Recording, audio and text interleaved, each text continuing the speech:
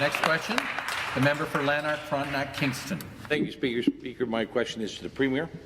In my supplemental question yesterday, I asked this government if the people of Ontario should prepare for internment camps. In September, the federal government posted a call for expressions of interest for contractors to supply, provide and manage quarantine isolation camps throughout every province and every territory in Canada. These quarantine isolation camps, however, are not limited to people with COVID, but provide a wide latitude for many people to be detained. Surely this government is aware of the intentions to build these isolation camps from coast to coast.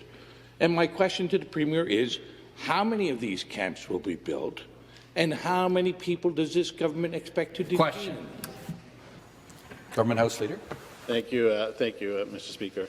It is very true that when people leave the country and when they come back in, that the province is suggesting, and the federal government, in cooperation with the federal government, we are suggesting that people isolate themselves. That has been a practice that has been very successful, not only here in the province of Ontario, but across Canada. And we will, of course, be redoubling our efforts to make sure that the people of the province of Ontario remain safe, Mr. Speaker. So if the member is referring to the fact that that one of the public health policies is that when you return from a jurisdiction outside of the province of Ontario or from another country that you isolate yourself for 2 weeks, I would suggest that has been a good policy that has been working. In fact, this House has been doing the same thing since we came back. We are working in cohorts to make sure that the Legislative Assembly can continue to operate. That's why we have 2 separate cohorts.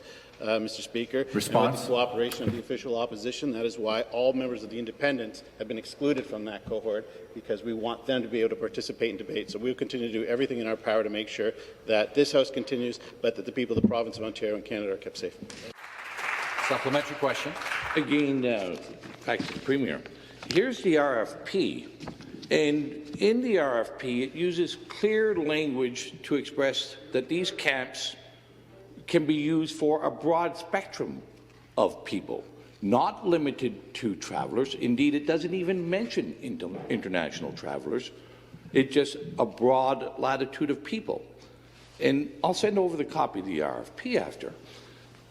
So your government must be in negotiations and aware of these plans to potentially detain and isolate citizens and residents of our country, in our province.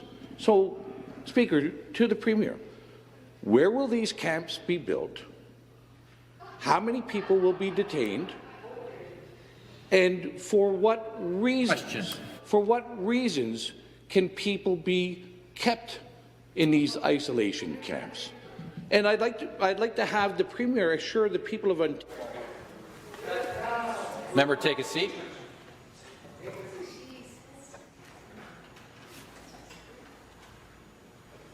The next question,